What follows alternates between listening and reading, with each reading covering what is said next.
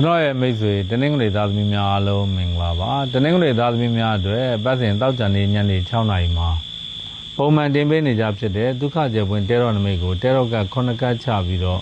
့ကံကြမ္မာဖတ်ကြားပေးမှာဖြစ်ပါတယ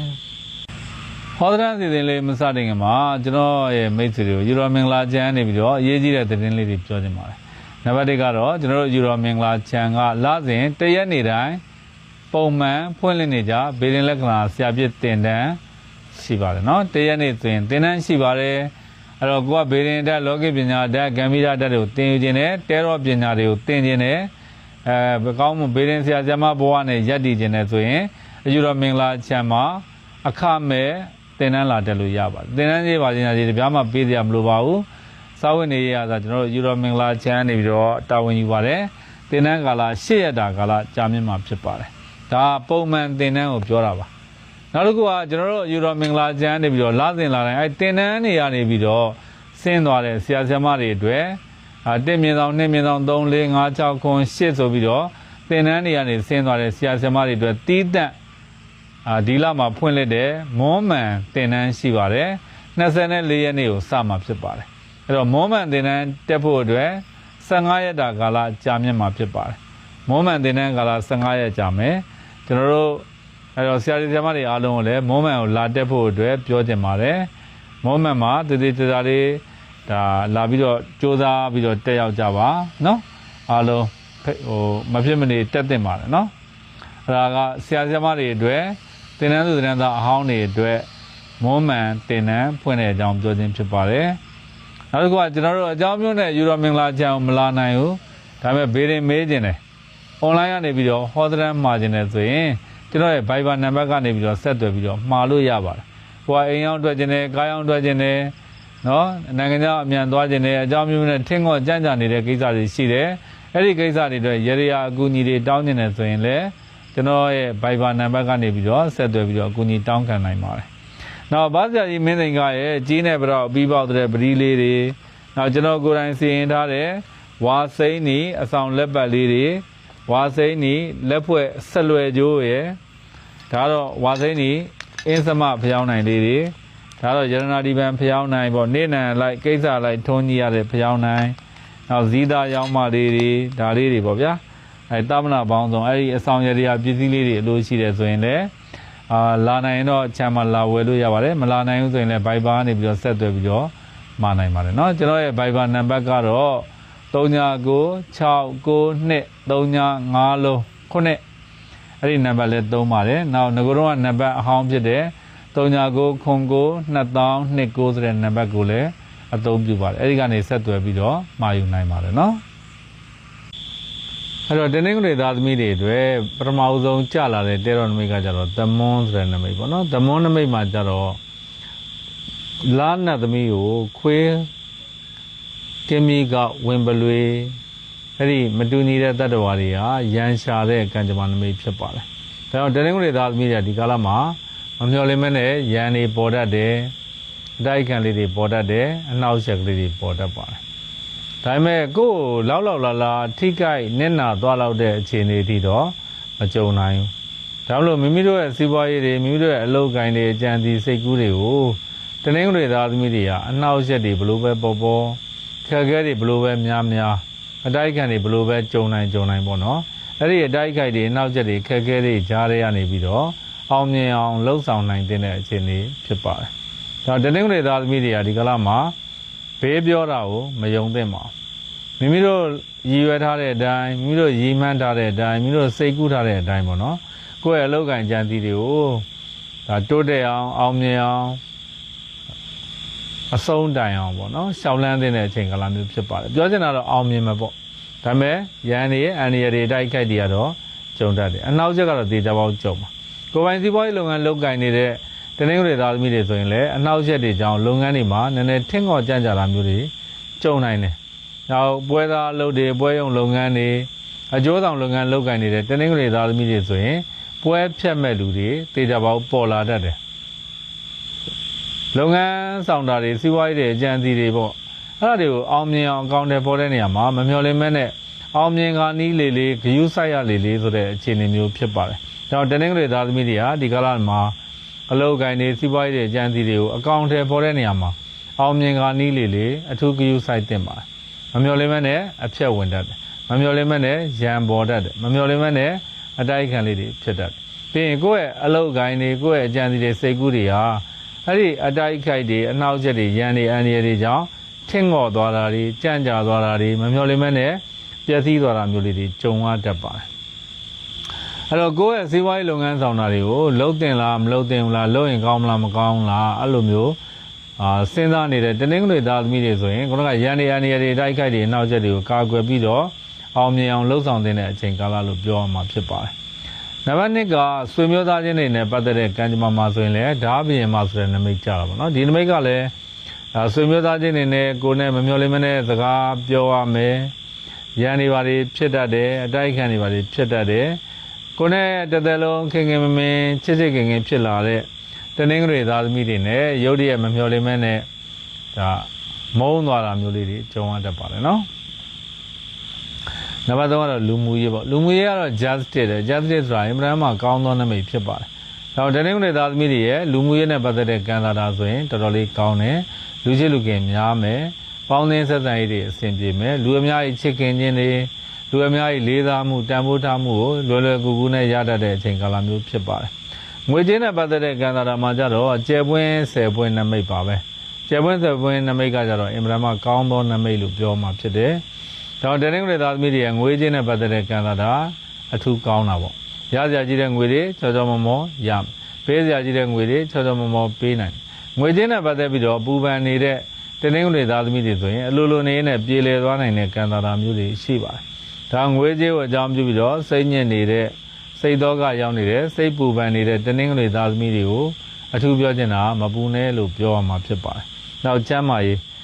ကတော့ကျယ်ပွင့်လူလင်တော့ဒါကျမ်းမာရေးကံစားတာနမိတ်ကောင်းမှကျမ်းမာရေးစိုးစိုးရွားရွားအញ្ញံခိုက်တွေကြီးကြီးမားမားအញ្ញံခိုက်တွေနောက်တစ်ခုကစေုံစေကန်တွေခွဲစိတ်တာတွေဘေးဥပအန္တရာယ်တွေနည်းပါတယ်နော်အဲ့ဒါတော့စိုးစိုးရွားရွားအញ្ញံခိုက်တွေမရှိပါဘူးနောက်တစ်ခုကပညာရေးနဲ့ပတ်သက်တဲ့ကိစ္စသင်တန်းနဲ့ပတ်သက်တဲ့ကိစ္စစာမွေးဖြည့်ဆိုခြင်းအတွက်ကြိုးစားအထောက်နေတဲ့တနင်္ဂနွေသားသမီးတွေအားကြတော့နောက်ကနေမလိုက်နိုင်တဲ့အတွက်နောက်ကနေမိသားစုကနေငွေကြေးထောက်ပံ့တဲ့ကိစ္စတွေမှာအားနည်းသွားတဲ့အတွက်လိုသလောက်မကူညီမထောက်ပံ့နိုင်တဲ့အတွက်ကိုယ့်ရဲ့ပညာရေးကိုလမ်းဆုံးအောင်မလျှောက်နိုင်တာမျိုးလေးတွေဖြစ်တတ်ပါတယ်ပညာရေးနဲ့ပတ်သက်ပြီးတော့စိတ်လေသလိုဖြစ်တတ်တယ်စိတ်မပါသလိုဖြစ်နေတတ်ပါတယ်နောက်ဘာသာရေးတွေကိုလည်းဒီကလာမှာမလုပ်ဖြစ်တာမျိုးလေးတွေကြုံနေရတတ်ပါဒါကြောင့်တနင်္ဂနွေသားသမီးတွေရဲ့ကံစားတာအရဆိုရင်ဘာသာရေးလေးတွေပြန်ပြီးတော့ထိထိမိမိလုံးမိအောင်စူးစမ်းအားထုတ်တဲ့အချိန်လို့ပြောရမှာဖြစ်ပါတယ်နောက်ခြေနောက်ရင်းနဲ့ပတ်သက်တဲ့ကံစားတာကတော့တနင်္ဂနွေသားသမီးတွေအတွက်ပန်းပွင့်နေတဲ့ခွဲပလားတွေကိုပေးတယ်ရတဲ့ကံကြမ္မာနမိတ်ဖြစ်ပါတယ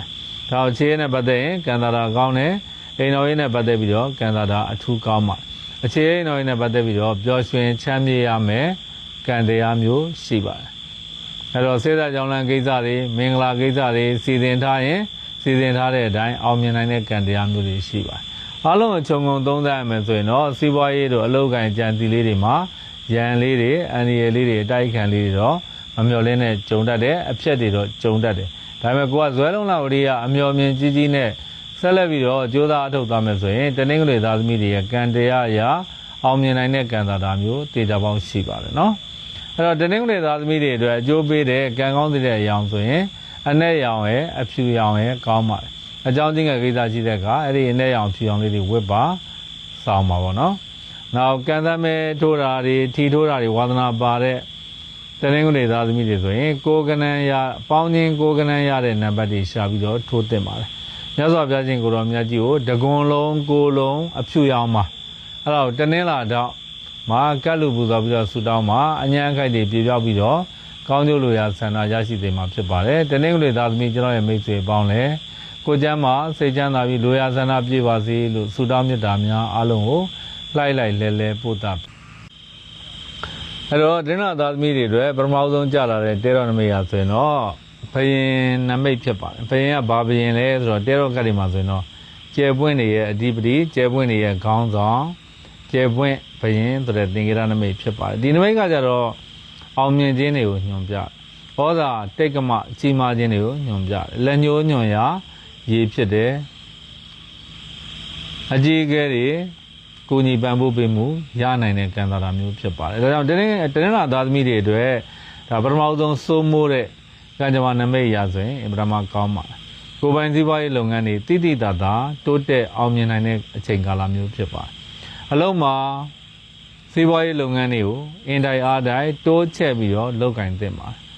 ်နောက်တစ်ခုကအထက်လူကြီးတွေမိသားစုအကြီးအကဲတွေဆွေမျိုးသားချင်းတွေအကြီးအကဲတွေရဲ့ကုညီပံ့ပိုးပေးမှုကိုလောက်လာရနိုင်တဲ့ကံကြမ္မာမျိုးရှိပါတယ်နောက်ကုမ္ပဏီဝန်ထမ်းတွေဆွေးရဝန်ထမ်းလုပ်ကင်နေတဲ့တနင်္လာသားသမီးတွေအတွက်ဆိုရင်တော့အလုံးမှာယာတုတိုးခြင်းလစာတိုးခြင်းနေရာကောင်းရခြင်းတွေကြုံအထက်လူကြီးဆရာသမားတွေရဲ့ကုညီမဆပေးမှုကိုအပြည့်အဝရတတ်တဲ့အချိန်ကာလမျိုးဖြစ်တယ်နောက်ကိုယ်အနေနဲ့မိမိတို့ရဲ့စီးပွားရေးလုပ်ကင်ကြံသည်တွေကိုလုပ်ရင်ကောင်းမလားမကောင်းလားလုပ်တင်လားမလုပ်တင်ဘူးလားလုပ်ရင်ဖြစ်မလားရှေ့တိုးတင်သလားနောက်ဆုတ်တင်သလားအဲ့လိုမျိုးတွေးဝေနေတဲ့ကိစ္စတွေ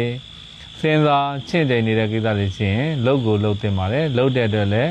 းဧကံမုတ်ချအောင်မြင်နိုင်တဲ့ကံတာမျိုးရှိပါတယ်။နောက်တနင်္ဂနွေသားသမီးတွေရဲ့ကံတရားသည်အပ္ပဒမကောင်းတယ်။နော်အဓိကတော့ယာတုတိုးခြင်းလစာတိုးခြင်းနေရာကောင်းရခြင်းစီးပွားဥစ္စာတိုးချက်လုပ်ကင်နိုင်ခြင်းစကားပြောအောင်မြင်ခြင်းလက်ညှိုးညွှန်ရာရေဖြစ်ခြင်းဆိုတဲ့ကံကြမ္မာနမိတ်ဖြစ်ပါတယ်။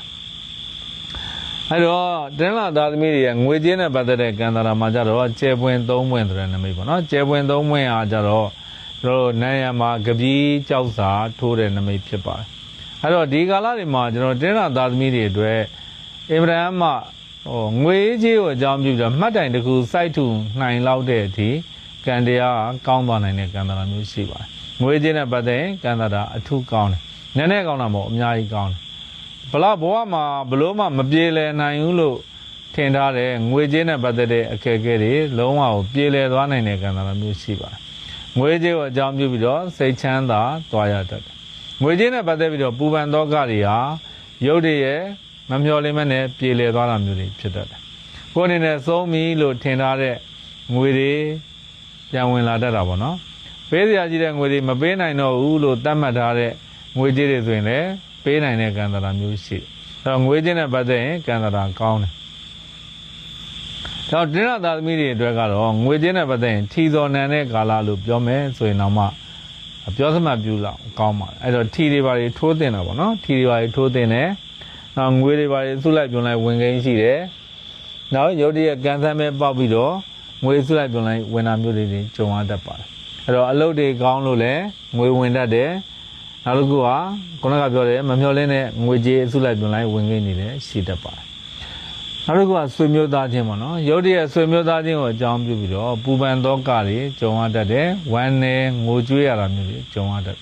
်ဆွေမျိုးသားချင်းတွေနဲ့စီစဉ်ထားတဲ့ကိစ္စတွေမမျှော်လင့်မနဲ့ပျက်စီးတာမျိုးလေးတွေကြုံရတတ်ပါတယ်ကိုယ်အရန်ချစ်ခင်ရတဲ့ဆွေမျိုးသားချင်းတွေနဲ့ကွဲကွာရတာခွဲခွာရတာမျိုးလေးတွေကြုံရတတ်ပါတယ်နောက်လူမှုရေးနဲ့ပတ်သက်တဲ့ကံတာမှာကြတော့ဓာနမိတ်ပေါ့နော်ဓာနမိတ်ကကြတော့နည်းနည်းအတိုက်ခံလေးတွေကြုံတတ်တဲ့အနှောက်အယှက်လေးတွေကြုံတတ်လူမှုရေးကိုအကြောင်းပြုပြီးတော့စိတ်မောလူမောဖြစ်ရတတ်တယ်လူမှုရေးအကြောင်းပြုပြီးတော့စိတ်ညစ်စရာမျိုးလေးတွေကြုံရတတ်တဲ့အချိန်ကာလမျိုးဖြစ်ပါတယ်လူမှုရေးကတော့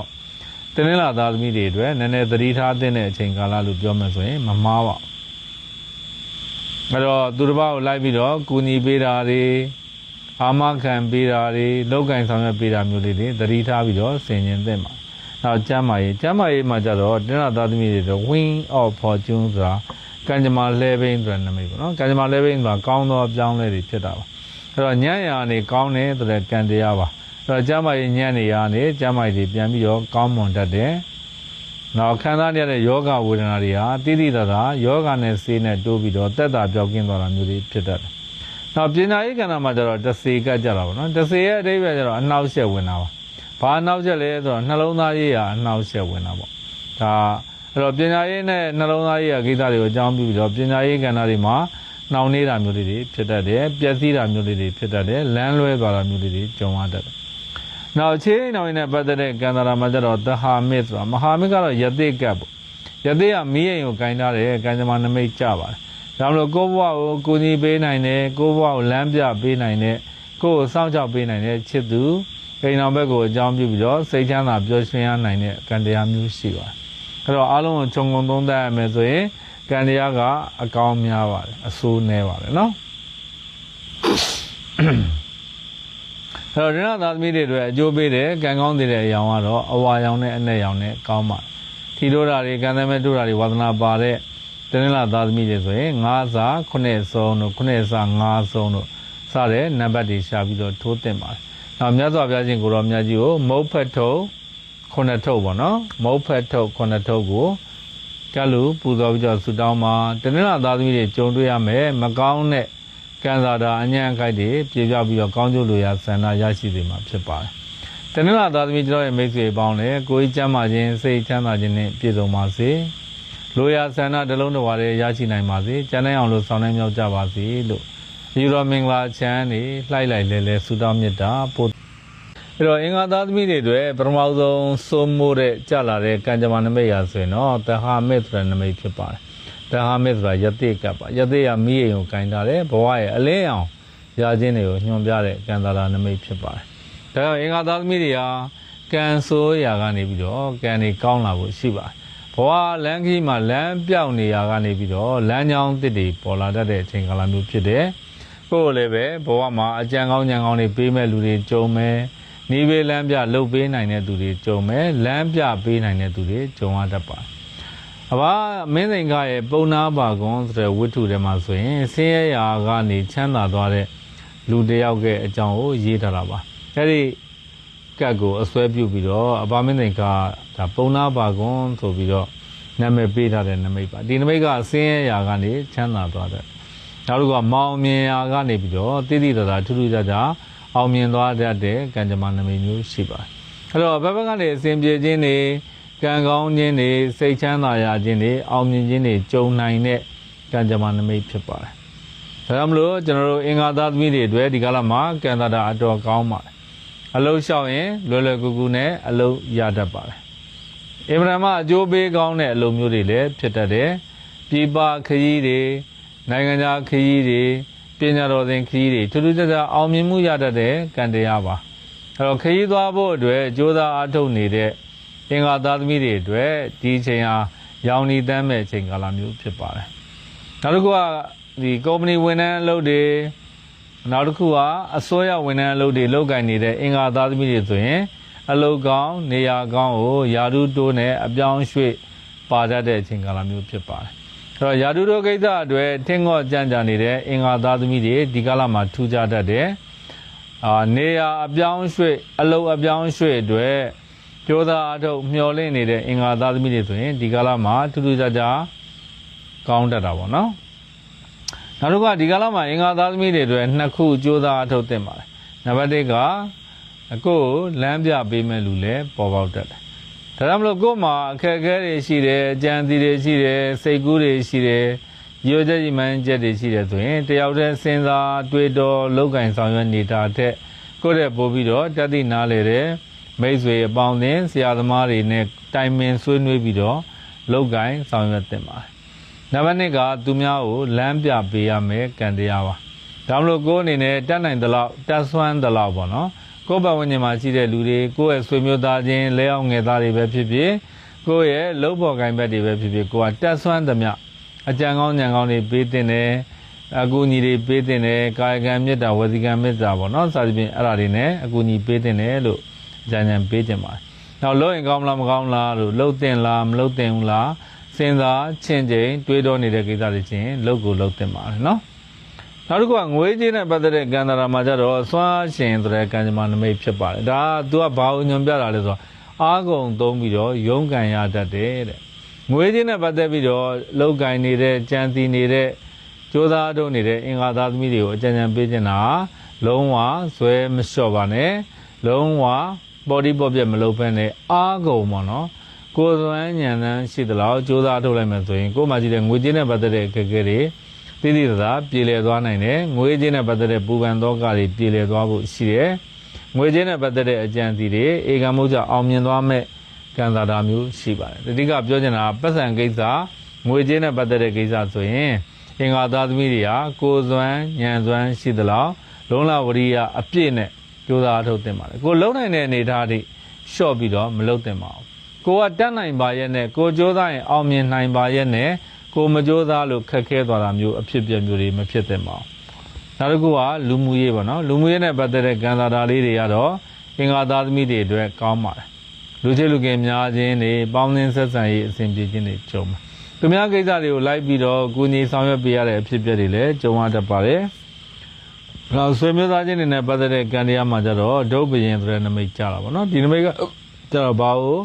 ့ညွှန်ပြတာလဲဆိုတော့ဆွေမျိုးသားချင်းတွေနဲ့အတူတကွလက်တွဲပြီးတော့စီးပွားရေးလုပ်ငန်းဆောင်တာတွေကိုစတင်ရတတ်တဲ့အချိန်ကာလမျိုးဖြစ်ပါတယ်ကျမ်းမာရေးနည်းနည်းသတိထားသင့်တယ်ပေါ့နော်ရုပ်တရက်မမျှော်လင့်မဲနဲ့စေယုံစေကန်းကိုရောက်ပြီးတော့ခွဲစိတ်ခံရတာမျိုးတွေကြုံရတတ်ပါတယ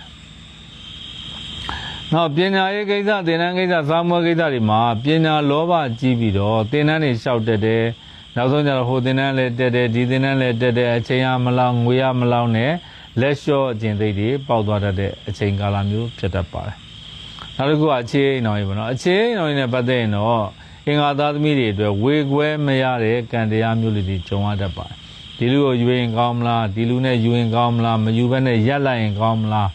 းဒီဇလန်းကိုငါဘယ်လိုလုပ်ရင်ကောင်းမလားအဲ့လိုလမ်းပြောင်းနေတာမျိုးဖြစ်တတ်တာပေါ့နော်အိမ်တော်တွေဆိုရင်လည်းကိုယ်လက်ရှိအစင်မပြေမှုတွေကိုရှစ်တိုရင်ကောင်းမလားနောက်ဆိုရင်ကောင်းမလားကိုယ်တိုင်တော့မှစဉ်းစားဆုံးဖြတ်လို့မရတဲ့အခြေအနေမျိုးတွေဒီကြုံရတတ်ပါတယ်ဒါကြောင့်အခြေအိမ်တော်ကြီးနဲ့ပတ်သက်ရင်တော့လက်ရှိကာလကံတရားအရဆိုရင်ဘာမှမလုပ်သင့်သေးဘူးဘာမှမစဉ်းစားသင့်သေးဘူးဘာမှမဆုံးဖြတ်သင့်သေးပါဘူးเนาะအဲ့တော့အားလုံးကိုခြုံငုံသုံးသပ်ရင်အလုပ်ကိုင်ကြံစီစိတ်ကူးတွေကအောင်မြင်မယ်ငွေကြေးနဲ့ပတ်သက်တဲ့ကံတာတာတွေအဆင်ပြေဖို့ရှိပါတယ်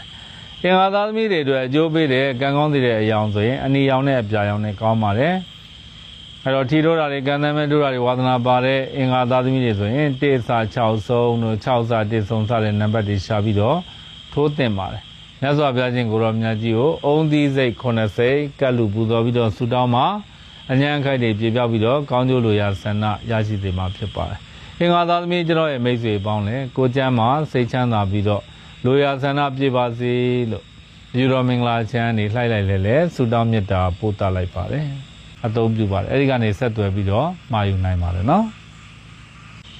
အဲ့တော့ဗုဒ္ဓသားသမီးတွေအတွက်ပထမဆုံးကြာလာတဲ့တေရောနမိတ်ရဆိုရင်တော့အင်မတန်မှမင်္ဂလာရှိတဲ့နမိတ်ကောင်းတဲ့ကျက်စီမင်္ဂလာနဲ့ပြည့်စုံတဲ့တေရောကက်လေးဖြစ်ပါတယ်အဲ့ဒါဘာလဲဆိုတော့ကျွန်တော်တို့ကျယ်ပွင့်6ပွင့်ဆိုတဲ့သင်္ကေတနမိတ်ပ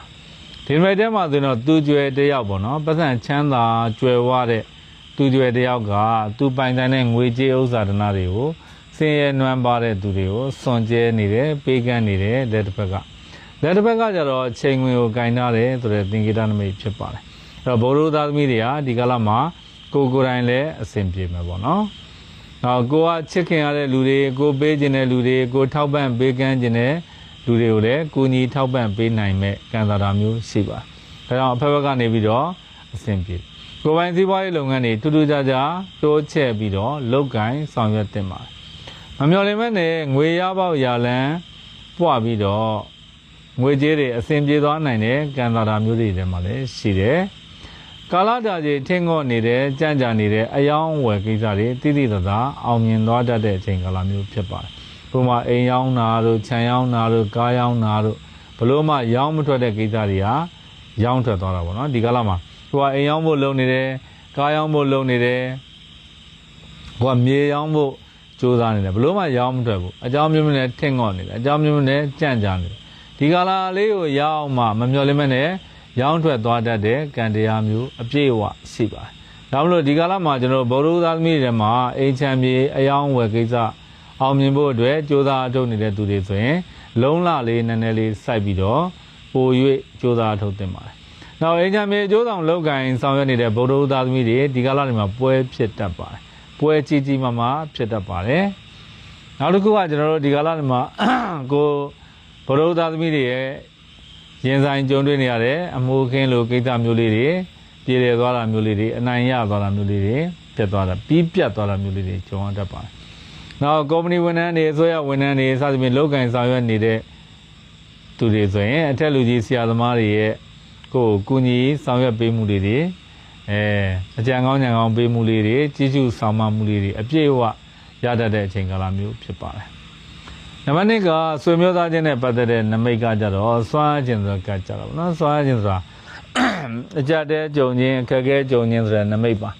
အဲ့တော့ဆွေမျိုးသားချင်းတွေနဲ့ကိုကအလုပ်တွေလုပ်ထားတယ်ပြီးတဲ့ကမပြီးမပြတ်ဖြစ်နေတယ်ရှေ့တို့ကနောက်ဆိုကအခြေအနေတွေနဲ့ရင်ဆိုင်ကြုံတွေ့ရတတ်တယ်နည်းနည်းသတိထားသင့်ပါတယ်နောက်လူမှုရေးကဏ္ဍတွေမှာတော့ကိုယ့်ဘက်ကအားနည်းချက်ကလေးတွေဖြစ်တတ်တာပေါ့နော်ဘုရားသားသမီးတွေကမိတ်ဆွေတွေအပေါင်းအသင်းတွေတငယ်ချင်းတွေနဲ့အဆက်အသွယ်ပြတ်တောက်နေတတ်တယ်မိတ်ဆွေအပေါင်းအသင်းတငယ်ချင်းတွေကိုလည်းပဲအလိုလိုနေနဲ့စိတ်ကုန်တာမျိုးတွေဖြစ်တတ်တယ်ပေါ့နော်လူမှုရေးကိုစိတ်ကုန်တာပေါ့အဲ့တော့အပေါင်းအသင်းတွေနဲ့တငယ်ချင်းတွေနဲ့မတွေ့ခြင်းဘူးမဆုံခြင်းဘူးစကားမပြောခြင်းဘူးအဲ့လိုမျိုးလေးတွေကြုံရတတ်ပါတယ်နောက်တစ်ခုကငွေကြေးနဲ့ပတ်သက်တဲ့ကိစ္စပေါ့နော်ငွေကြေးနဲ့ပတ်သက်တဲ့ကံတာမှာကြတော့ဒီကာလမှာကိုယ်အနေနဲ့ပတ်စံတွေထားစရာနေရာမရှိအောင်ပတ်စံတွေရှိပြပြရီပတ်စံတွေကိုကိုကစီးပွားရေးလုပ်ရင်ကောင်းမလားရွှေဝယ်ကောင်းမလားကားဝယ်ကောင်းမလားရင်းနှီးမြှုပ်နှံရင်ကောင်းမလားဘာမှမလုပ်ဘဲနဲ့ဘဏ်ဝယ်ရင်ကောင်းမလားအဲ့လိုမျိုးတွေပေါ့နော်တွေးဟာဖြစ်နေတာလို့ပြောချင်တာတော့ပတ်စံနဲ့ပတ်သက်ပြီးတော့အဆင်ပြေတယ်ဒါပေမဲ့လမ်းပြောင်းနေသလိုကြုံတွေ့ရတဲ့ကံတရားမျိုးရှိတတ်ပါတယ်နောက်ကျမ်းမာရေးပေါ့နော်ကျမ်းမာရေးနဲ့ပတ်သက်ရင်တော့ယောဂဟောင်းတို့ဝေဒနာဟောင်းလေးတွေပြန်ပေါ်တတ်တဲ့အချိန်ကာလမျိုးဖြစ်ပါတယ်ကျမ်းမာရေးနည်းနည်းလေးအခက်အခဲလေးတွေကြုံရတတ်တာပေါ့နော်နောက်တစ်ခုကပညာရေးနဲ့ပတ်သက်တဲ့ကိစ္စတွေမှာကျတော့တက်လက်ပါတဲ့ဒါဆိုတာပျော်ရွှင်ရတာပေါ့အဲ့တော့ပညာရေးနဲ့ပတ်သက်ရင်ကံတာရာကောင်းမယ်နောက်တစ်ခုကကိုကြိုးစားထုတ်နေတဲ့ပညာရေးကိစ္စသင်တန်းကိစ္စစာမွေးကိစ္စတွေမှာထူးထူးခြားခြားအောင်မြင်တတ်တဲ့အချိန်ကာလမျိုးဖြစ်ပါတယ်ပညာရေးနဲ့ပတ်သက်ရင်စိတ်ချမ်းသာပျော်ရွှင်ရတတ်တာပေါ့နောက်အခြေအိမ်တော်နဲ့ပတ်သက်ရင်ကံတာရာအထူးကောင်းပါအခြေအတွက်စိတ်ချမ်းသာအိမ်တော်နဲ့ပတ်သက်ရင်စိတ်ချမ်းသာကိုချစ်သူကကိုယ့်ဘောအင်မတန်မှကောင်းကိုယ်အိမ်တော်ဘက်ကကိုယ့်ဘောအင်မတန်မှအကျိုးပြုတတ်တယ်ဒါပေမဲ့ကိုယ်စိတ်ကနော်ဗုဒ္ဓသာသမီတွေနည်းနည်းသတိထားမယ်အပိုင်းပါနော်ကိုယ်စိတ်ကတန်တရားကိုအကြောင်းပြုပြီးတော့အလွန်အမင်းပူလောင်နေတတ်တဲ့အချိန်ကာလမျိုးဖြစ်ပါတယ်အဲ့တော့အားလုံးအချုံငုံသုံးသပ်ပြောရမယ်ဆိုရင်တော့ဗုဒ္ဓသာသမီတွေရဲ့ကံတရားဒီအကောင်းများပါတယ်အကောင်းများတယ်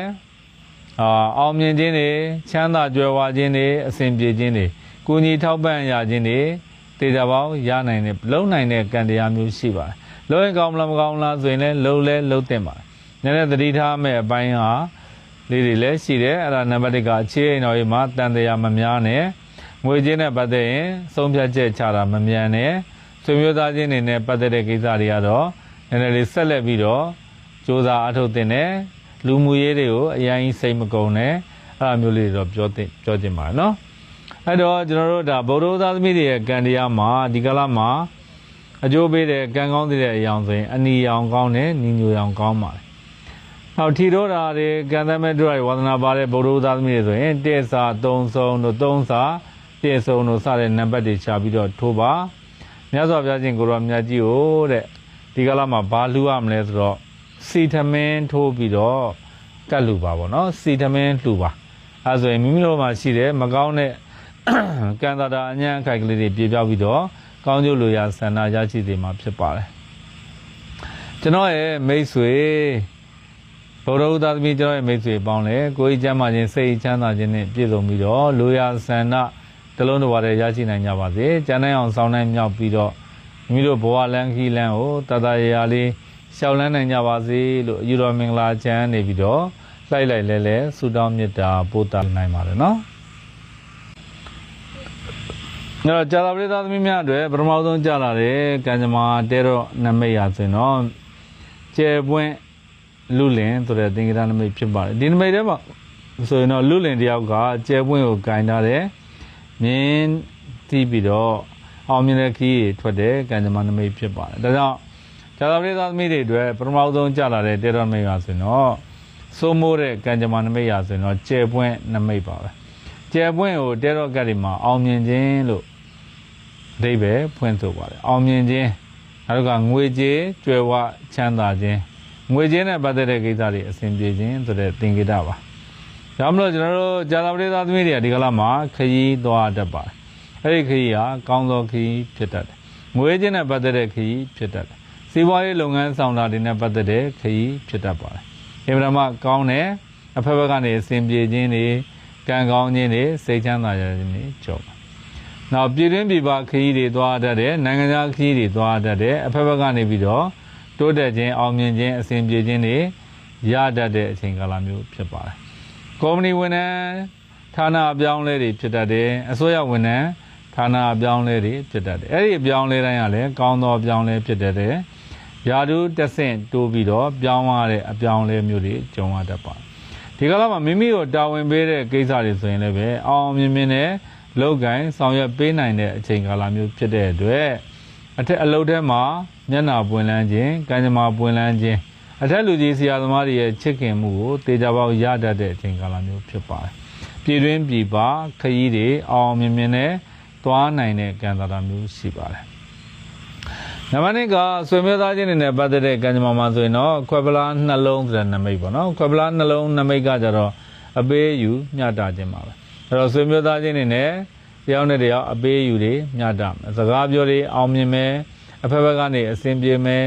ကံကြမ္မာကောင်းတွေရစတုရှေယပူတွဲပေါင်းဆက်လုပ်ငန်းတွေစတင်လုပ်ကိုင်ရတတ်တယ်လုပ်တဲ့အတွက်လည်းအောင်မြင်တဲ့အကျိုးအမြတ်ဖြစ်ထွန်းတဲ့အချိန်ကာလမျိုးတွေဖြစ်တတ်ပါတယ်နောက်ဆွေမျိုးသားချင်းနဲ့ပတ်သက်ရင်တော့တော်တော်လေးကောင်းတယ်ဒီကာလမှာနော်ကြာသာပရိသသမီးတွေအတွက်ဆွေမျိုးသားချင်းကံသာတာတော်တော်လေးကောင်းပါနောက်လူမှုရေးနဲ့ပတ်သက်တဲ့ကံသာတာကကြတော့ပိုကောင်းပါသူကတက်တန့်လေးတစ်ခုရှိတယ်အဲတက်တန့်မှာခွက်ဖလားလေးတွေကအစီအည်ဖြစ်နေတယ်အောက်မှာမိသားစုတွေသားသမီးတွေကပျော်ရွှင်ချမ်းမြေ့စွာနဲ့ကခုန်နေတဲ့နမိတ်ပါပဲအဲ့တော့လူမှုရေးကိုအကြောင်းပြုပြီးတော့စိတ်ချမ်းသာပျော်ရွှင်ရတတ်တယ်လူချစ်လူခင်အလွန်အင်မတန်များတတ်တယ်နောက်မိတ်ဆွေတွေအပေါင်းအသင်းတွေတငယ်ချင်းတွေနဲ့စုပေါင်းပြီးတော့အောင်ပွဲခံရတတ်တယ်အောင်မြင်မှုရတတ်တဲ့အချိန်ကာလမျိုးဖြစ်ပါတယ်အဲ့တော့လူမှုရေးနဲ့ပတ်သက်ရင်လည်းတော်တော်လေးကောင်းပါတယ်ကိုကြာသာပရိသသမီးတွေတယောက်တည်းမနေနဲ့မိတ်ဆွေပေါင်းတဲ့တကယ်နဲ့ပူးတွဲပေါင်းဆက်နေထိုင်သင့်ပါနောက်ငွေချင်းနဲ့ပတ်သက်တဲ့ကံတာမှာဆိုရင်တော့တဲရောကတွေမှာဒုံချောင်းနမိတ်ကြတယ်ဒုံချောင်းနမိတ်ကကြတော့အင်မတန်မှကောင်းပါငွေကြေးကိုအကြောင်းပြုပြီးတော့စိတ်ချမ်းသာမယ်ငွေကြေးနဲ့ပတ်သက်ပြီးတော့ပူပန်တော့ကကင်းမယ်ငွေကြေးနဲ့ပတ်သက်ပြီးတော့လှုပ်ဆောင်နေတဲ့ကိစ္စတွေအောင်မြင်မယ်စီးပွားလုပ်ငန်းဆောင်တာတွေတိုးတက်တဲ့အတွက်ငွေကြေးအကျိုးအမြတ်တွေဖြစ်ထွန်းတတ်ပါတယ်နောက်ကျမ်းမာရေးကတော့ကံကြမ္မာလဲဝေးနဲ့ကောင်းတဲ့အပြောင်းလဲဖြစ်တာပေါ့နော်အဲ့တော့ကျမ်းမာရေးညံ့နေရကနေကျမ်းမာရေးပြန်ကောင်းသွားတတ်တယ်ကံကျမ်းမာရေးနဲ့ပတ်သက်တဲ့ကံတော်တော်ကောင်းပါကျမ်းမာရေးကိစ္စစေဝါကုသမဲ့ကိစ္စအဲ့ဒါတွေမှာထိထိရောက်ရောက်အကျိုးပေးပြီးတော့ကံကောင်းသွားတတ်တဲ့အချိန်ကာလမျိုးဖြစ်ပါတယ်နောက်ပညာရေးနဲ့ပတ်သက်တဲ့ကံတာမှာကြတော့လေကျဲပွင့်တွေကိုကိုယ်တိုင်ထွင်းထုနေရတဲ့ကံကြမ္မာနမိတ်ကြတယ်ဒါကြောင့်ကျမ်းမာကိုပညာရေးနဲ့ပတ်သက်တဲ့ကံတာတော်တော်လေးကောင်းပါတယ်အဲ့တော့ကိုကြိုးစားရင်ကြိုးစားတော့အောင်မြင်တတ်တာပေါ့နော်အဖက်ဖက်ကနေအစဉ်ပြေတတ်တယ်နောက်အခြေအနေနဲ့ပတ်သက်တဲ့ကံတာအဲ့ဒါတော့နည်းနည်းလေးညံ့တယ်သူ့ရဲ့နမိတ်ကကြတော့ဓာငါးလက်နမိတ်ဓာငါးလက်ကကြတော့ရံဖြစ်တာပေါ့နော်အဲ့တော့တယောက်နဲ့တယောက်မမျှော်လင့်မနဲ့ရံနေဖြစ်နေတတ်တယ်တယောက်နဲ့တယောက်အမြင်မကြည်လင်ဖြစ်နေတတ်တယ်အတိုက်ခံတွေဖြစ်တတ်တယ်တယောက်ကပြည့်နာဆောင်တယောက်ကပြန်လဲပြီးတော့တူးဆွပြီးတော့အတိတ်ကိုအတိတ်မှာမထားနိုင်တဲ့ပြဿနာမျိုးတွေကြောင့်အခြေအိမ်တော်ကြီးနဲ့ပတ်သက်တဲ့ကိစ္စတွေမှာအဆင်မပြေဖြစ်တတ်ပါတယ်အဲ့တော့အခြေအိမ်တော်ကြီးတစ်ခုကတော့နည်းနည်းလေးညံ့တတ်တယ်ပေါ့နော်ကြာသာပရိသသမီးတွေကအပြင်ကအလုပ်တွေအကြံစီတွေစိတ်ကူးတွေလူမှုရေးတွေနော်ငွေကြေးတွေကျန်းမာရေးတွေအရန်ကောင်းတယ်အဲတခုသွားပြီးတော့တောကသွားတွေ့တာပါအဲတောကဘာလဲဆိုအိမ်တော်ကြီးတောကအခြေရေးနဲ့ပတ်သက်တဲ့တောကအဲ့ဒါလည်းတခြားမဟုတ်ပါဘူးတယောက်နဲ့တယောက်အနိုင်တွေယူကြတာပေါ့နော်အနိုင်ယူတဲ့အခါကျတော့အတိတ်တော့ကနေကဘာဖြစ်တယ်ညာဖြစ်တယ်ငါကဘာဖြစ်တယ်ညာဖြစ်တယ်နဲ့အဲ့လိုအနိုင်ယူရင်းနဲ့အစိမ့်မပြေမှုလေးတွေကြုံရတတ်တယ်နောက်ကိုယ်ပိုင်စီးပွားရေးလုပ်ငန်းဆောင်တာတွေလုပ်ရင်ကောင်းမလားမကောင်းလားလုပ်တင်လားမလုပ်တင်လားဆိုလုပ်ကိုလုပ်တင်ပါတိုးချဲ့ပြီးတော့လုပ်တင်တဲ့အချိန်ကာလမျိုးဖြစ်ပါတယ်နော်အဲ့တော့ကြာသာပရိသသမီးတွေအတွက်အကျိုးပေးတဲ့ကံကောင်းတဲ့အရောင်ဆိုရင်အဖြူရောင်နဲ့အစိမ်းရောင်နဲ့ကောင်းပါတယ်နောက်ထီတိုးတာတွေကံသမဲတိုးတာတွေဝါသနာပါတယ်ကြာသာပရိသသမီးတွေဆိုရင်နှစ်စားလေးဆုံးတို့လေးစားနှစ်ဆုံးတို့စတဲ့နံပါတ်တွေရှာပြီးတော့ထိုးတင်ပါတယ်နောက်မြတ်စွာဘုရားရှင်ကိုရောမြတ်ကြီးကိုကော်ရီခောက်ဆွဲတပွဲကိုကတ်လူပူဇော်ပြီးတော့ဆုတောင်းပါကြာသာပရိသသမီးတွေကြုံတွေ့ရမယ်မကောင်းတဲ့ကံတာအညံ့ကြိုက်တွေပြေပြောက်ပြီးတော့ကောင်းကျိုးလိုရာဆန္ဒရရှိစေမှာဖြစ်ပါတယ်ကြာသာပရိသသမီးကျွန်တော်ရဲ့မိတ်ဆွေပေါင်းလဲကိုကျမ်းမှာစိတ်ချမ်းသာပြီးတော့လိုရာဆန္ဒတလုံးတော့ရတယ်ရရှိနိုင်ပါစေကျမ်းအောင်လို့ဆောင်နိုင်မြောက်ကြပါစေလို့ဆုတောင်းမေတ္တာများလှိုက်လိုက်လဲပို့တာလိုက်တယ်နော်အဲ့တော့တောက်ကြသားသမီးတွေတွေပထမဆုံးပြောချင်တာတော့ငွေကြေးနဲ့ပတ်သက်တဲ့ကံတာမှာထူးထူးခြားခြားမေရော်ဤဆိုတဲ့နမိတ်ကြတာပေါ့နော်အဲ့မေရော်ဤနမိတ်ကကြတော့အင်မတန်မှကောင်းပါတယ်အဲ့တော့တောက်ကြသားသမီးတွေကငွေကြေးနဲ့ပတ်သက်ရင်ကံတာအရန်ကောင်းတဲ့အချိန်ကာလမျိုးဖြစ်ပါတယ်ဝိဇ္ဇာမတကယ်သို့နတ်မတကယ်သို့မေတော်တွေကူညီစောင့်ရှောက်တကယ်သို့ငွေကြေးနဲ့ပတ်သက်တဲ့ကိစ္စတွေမှာအဆင်ပြေသွားတတ်ပါတယ်။တ ဒါမလို့ငွေချင်းနဲ့ပတ်သက်တဲ့ကံစားတာတွေတော်တော်ကြီးကောင်းပါတယ်ငွေကံကောင်းတယ်ပေါ့နော်ငွေကံကြေးကံကောင်းတယ်ဒါကြောင့်တောက်ကြသားသမီးတွေကမမျှော်လင့်မဲ့နဲ့ထီပေါက်တကယ်ဆိုငွေစုလိုက်ပြင်လိုက်ဝင်တတ်တဲ့အချိန်ကာလမျိုးဖြစ်ပါတယ်ငွေကြေးကိုအကြောင်းပြုပြီးတော့လည်းစိတ်ချမ်းသာပျော်ရွှင်ရတတ်တဲ့အချိန်ကာလမျိုးဖြစ်ပါတယ်တောက်ကြသားသမီးတွေရဲ့ဘဝမှာငွေကြေးနဲ့ပတ်သက်ပြီးတော့အခက်အခဲတွေရှိနေတယ်ပူပင်သောကတွေရှိနေတယ်ဆိုရင်စိတ်မပူပါနဲ့တေချာပေါက်အဆင်ပြေနိုင်တယ်တေချာပေါက်ပျော်ရွှင်ချမ်းမြေ့စွာနဲ့အောင်မြင်နိုင်တဲ့ကံစားတာမျိုးရှိပါတယ်နောက်တစ်ခုကတောက်ကြသားသမီးတွေသတိထားရမယ့်ကိစ္စလေးတွေလည်းရှိပါတယ်အဲ့ဒါဘာလဲဆိုတော့လူမှုရေးမှာမနိုင်ဝင်ထမ်းရတတ်တဲ့အချိန်ကာလမျိုးဖြစ်ပါတယ်အဲ့တော့ပတ်သက်ချီတာတွေငားတာတွေအာမခံတာတွေလုံးဝမလုပ်သင့်ပါလိုရင်းနဲ့သူကလူတယောက်ကဒုစရအကြောင်းကိုထမ်းပြီးတော့မနိုင်ဝင်ထမ်းနေတဲ့သင်္ကေတနမိတ်ဖြစ်တယ်အာမခံတယ်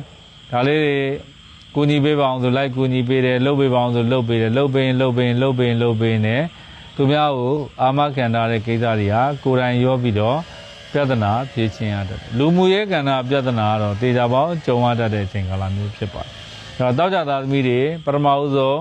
းအထူးသတိထားမယ့်ကိစ္စကတော့ပတ်စံချီးတယ်ငားတယ်အာမခံတဲ့ကိစ္စတွေကိုလုံးဝမလုပ်သင့်ပါဘူးနောက်တစ်ခုကကျမ်းမာရေးပေါ့နော်ကျမ်းမာရေးနဲ့ပတ်သက်တဲ့ကံတာကတော့တောက်ကြသားသမီးတွေအတွက်တော်တော်လေးကောင်းပါကျမ်းမာရေးကံတာကောင်းတယ်ကျမ်းမာရေးကိုအကြောင်းပြုပြီးတော့ဒါစိတ်ချမ်းသာပျော်ရွှင်ရမယ်ယောဂကြီးကြီးမားမားဖြစ်မဲ့ကံနမိတ်မျိုးတွေတော့မရှိပါဘူးဒါကြောင့်တောက်ကြသားသမီးတွေကကျမ်းမာရေးကံတာကောင်းပါတယ်ကျမ်းမာရေးညံ့နေရင်တော့မှကျမ်းမာရေးပြန်ပြီးတော့ကောင်းတတ်ပါတယ်ကျမ်းမာရေးကိစ္စကိုအကြောင်းပြုပြီးတော့နိုင်ငံခြားတိုင်းပြည်တွေမှာတွားရောက်ပြီးတော့စေဝါကုသဖို့ကြိုးစားအားထုတ်နေတဲ့တောက်ကြသားသမီးတွေအတွက်ကျမ်းမာရေးနိုင်ငံခြားခရီးကိစ္စတွေထူးထူးခြားခြားအဆင်ပြေတတ်ပါတယ်နောက်ဆွေမျိုးသားချင်းတွေနဲ့ပတ်သက်တဲ့နမိတ်ရှိပါတယ်အဲ့ဒါဘာလဲဆိုတော့တွဲလောင်းဆွဲခံရသူဆိုတဲ့တွဲလောင်းဆွဲခံရသူဆိုတဲ့နမိတ်ကတိုးလို့တွဲလောင်းဖြစ်တာပေါ့နော်တန်လိုင်းဖြစ်တာပေါ့အဲ့တော့ဆွေမျိုးသားချင်းတွေနဲ့ပတ်သက်တဲ့ကိစ္စတွေမှာမပြီးမပြတ်အခြေအနေမျိုးလေးတွေကြုံရတတ်ပါတယ်မပြီးနိုင်မစည်းနိုင်အဲ့တော့ဆွေမျိုးသားချင်းတွေနဲ့အမှုဖြစ်တယ်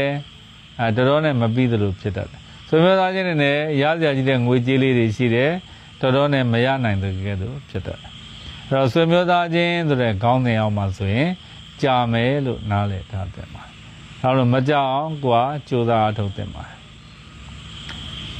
်ဆွေမျိုးသားချင်းတွေနဲ့ပူးတွဲပေါင်းဆက်တူရှယ်ယာလုပ်ငန်းတွေလုံးဝမလုပ်သင့်ဘူးလို့ပဲအကြံဉာဏ်ပေးချင်ပါတယ်နော်နောက်တစ်ခုကအလုတ်အကိုင်နဲ့ပတ်သက်ရင်တော့ဓာငါးလက်ဆိုတဲ့နမိတ်ကြဓာငါးလက်နမိတ်ကကြတော့အလုတ်မှာအနိုင်ကျင့်ခံရတာမျိုးလေးတွေကြုံရတတ်အလုတ်မှာပြဿနာပေါ်တာမျိုးလေးတွေကြုံရတတ်ကိုယ်ပိုင်စီးပွားရေးလုပ်ငန်းလုပ်နေတယ်ဆိုရင်လည်းကိုယ်ပိုင်စီးပွားရေးလုပ်ငန်းတွေမှာဦးနှင်းပဲထောင်ပယ်နှင်းဦးထောင်လို့ပေါ်ကိုင်ပဲချင်းအစင်မပြေတာကိုယ့်ရဲ့အလုတ်သမားချင်းအစင်မပြေတာကိုယ့်ရဲ့အလုတ်သမားတွေရန်ဖြစ်တာတယောက်နဲ့တယောက်ပြဿနာဖြစ်တာအဲ့ဒါမျိုးလေးတွေကြုံရတတ်တယ်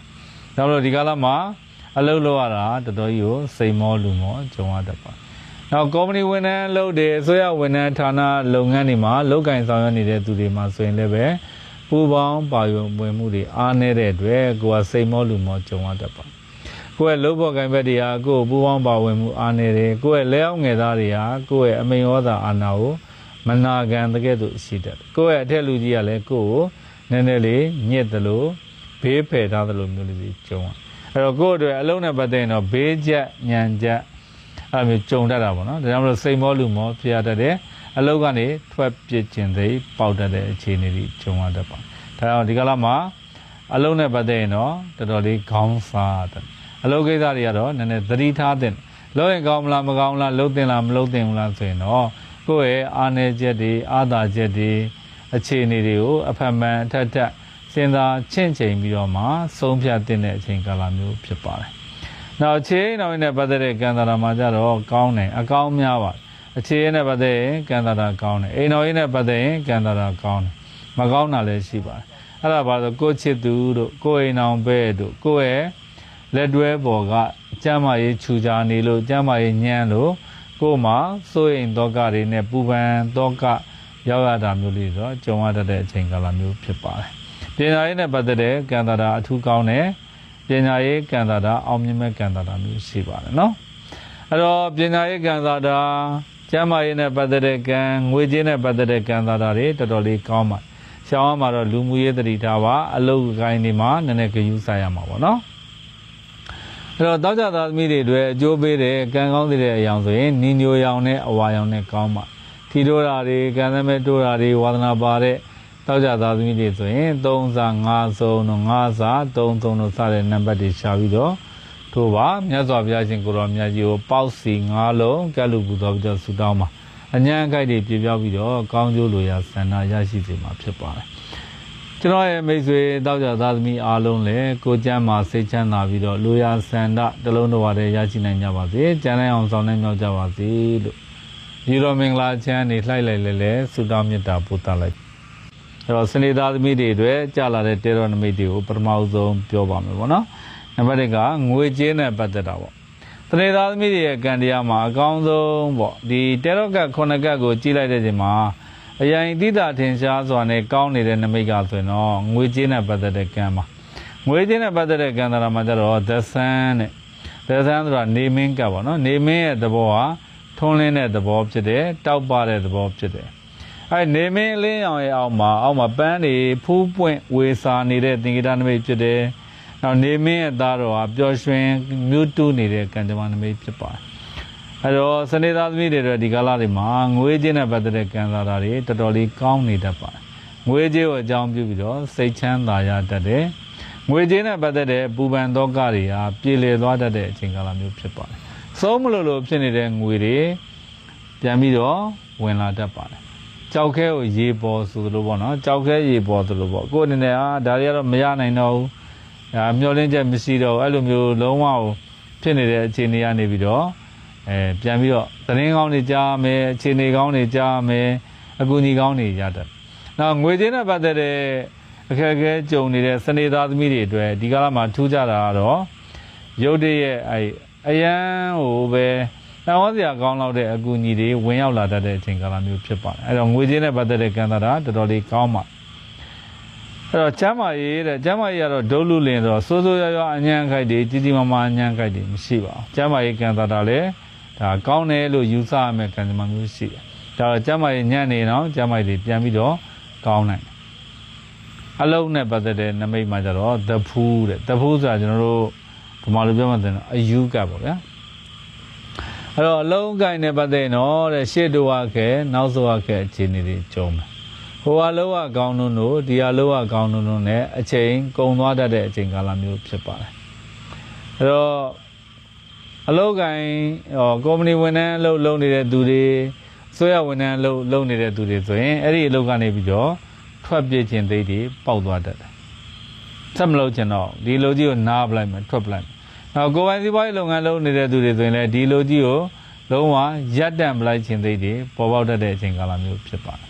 ်အဲ့တော့အလုံးနဲ့ပတ်သက်ပြီးတော့ညွှန်ကြားချက်ကဘာဖြစ်မလဲဆိုရင်စနေသားသမီးတွေအတွက်စီးပွားရေးအလုပ်အကိုင်အကြံစီတွေနဲ့ပတ်သက်တဲ့ညွှန်ကြားချက်ကဘာလဲဆိုတော့ငြိမ်နေသင့်တာပေါ